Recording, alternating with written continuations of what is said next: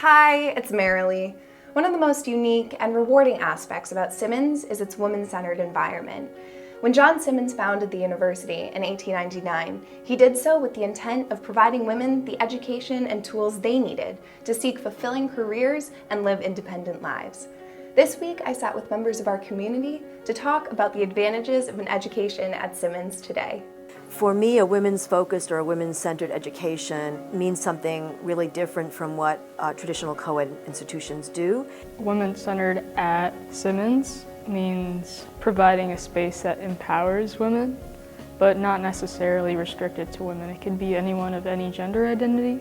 My high school was completely co-ed. It was more guys than girls. I talk a lot, like I've always talked a lot, and I've never been really shy, but we always had discussions in my classes, and I felt like I would never talk as much when there was guys because it felt they would in a way silence you.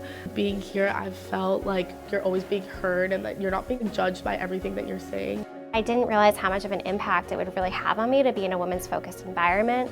The way that I found my voice, I was very shy in high school, in middle school, and Simmons actually really empowered that voice while I was here. I went to a women's college as an undergraduate, but I would say it was not women-centered or women-focused. In 4 years, I had one female professor. Simmons is very different. It's not just that we're women-centric or women-focused, it's also that we have women who are leaders at every level of the administration.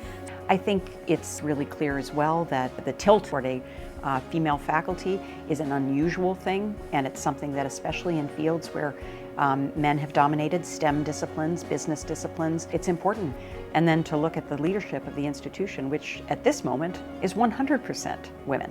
I feel like the moment that I started, I've been encouraged by all my professors and other students, and I feel I have a voice. The undergraduate body is an ideal size. It's not so small that you feel like you see the same spaces over and over and over again, and students can also rise in terms of leadership positions, in terms of organizational activities and responsibilities. Went to Rutgers University and wanted a smaller learning environment, something that felt more like home. And I can tell that the level of dedication from all professors is just unmatched at different schools. I like to say that our faculty here are great scholars and researchers as well as wonderful teachers. They're in the classroom, they're supervising internships, they're mentoring students, they're doing bench research with students, and they're really available to students in a way that folks at large research universities, for example, would not be.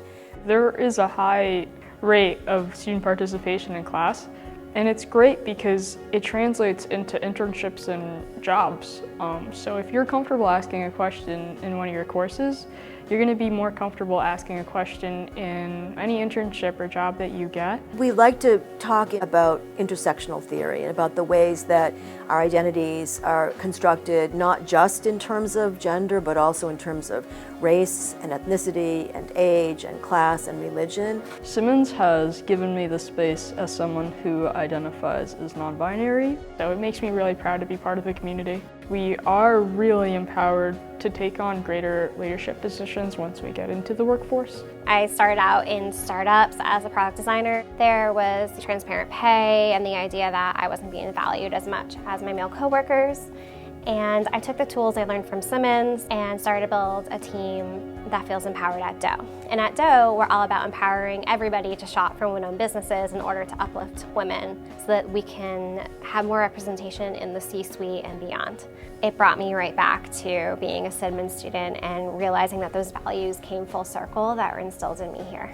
Women who leave here don't just enter into organizations but move fairly quickly into leadership roles. I hope Simmons will continue to stake its claim as the preeminent developer of women for positions of leadership in the world, and I think it's something that we have a long history of, we have a public reputation for, and we have to be sure that our students get the benefit of all of that expertise as well. If you're interested in Simmons or a woman-centered environment, make sure to follow me and subscribe below.